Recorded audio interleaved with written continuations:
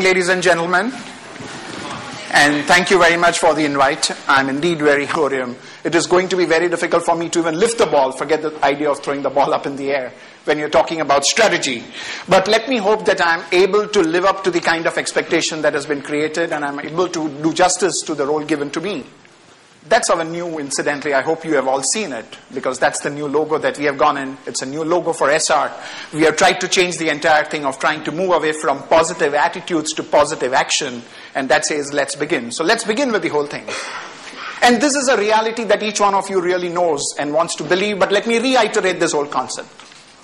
Your bankers will provide to you and your competitors the same kind of project finance and all kind of financial arrangements that they will give to anyone else and to your competitor. Your vendors will end up supplying the same raw materials at the same negotiated prices as they would do to anyone else in the market. Competition at any point of time has the capability of buying the kind of technology which you believed all along that gave you the cutting edge in the marketplace. The land next to you, which you believed was a great strategic advantage you ever had, is always available for sale, which your competitor can at any point of time buy. But if you really go to find out what is your distinct advantage in the marketplace, then it is only in the capability and the competency of your people that you get a long-term, sustainable, competitive market advantage, which possibly your competitor, if he did not invest in time, will never be able to compete and fight with you. When I was told that we have to present on strategic human resources management, I went on to understand as to, do people really understand the same thing as strategy? Because every time I go to recruit people and they all want strategic jobs, and somewhere down the line I thought that there is a total misconception about what strategy is about and therefore what strategic jobs are about.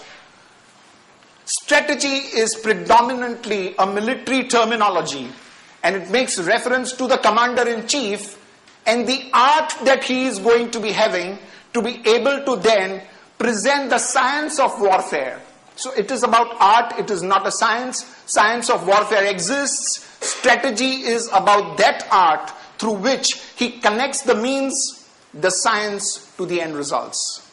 And therefore, it is something that the top leadership is supposed to deliver to the business. Now, what is important is that whilst we are looking at it from an army definition, and of course the context is very, very corporate, it is necessary to therefore understand that what is the real expectation of strategic human resources management in a corporate context and in a corporate environment. So if you were to apply this reference to a corporate setup, it should end up your CEO telling you, how do I therefore acquire my people talent, align them to my goals, engage them, and measure them so that I can, along with them, deliver to my business what is the value that I'm expected to deliver.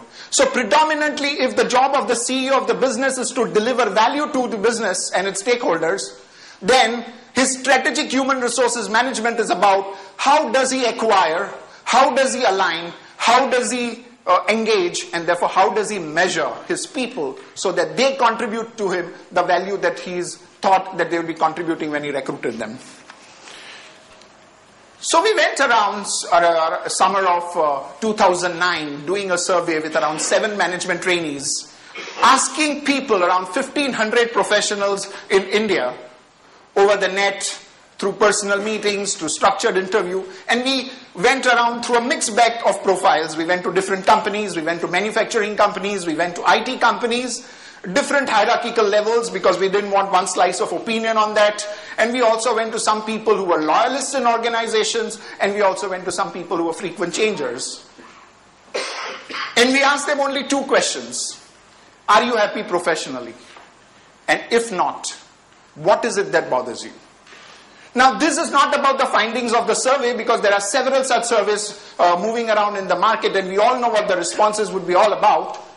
But if one was to break through the myriad responses that we got, there could not be a much better explanation than to quote from the poem of Kaife Azmi, where he says, "Jayenge kahan sochta nahi, chal pade magar rasta nahi, kya talash hai kuch pata nahi, dhunte hain hum राह हर कदम."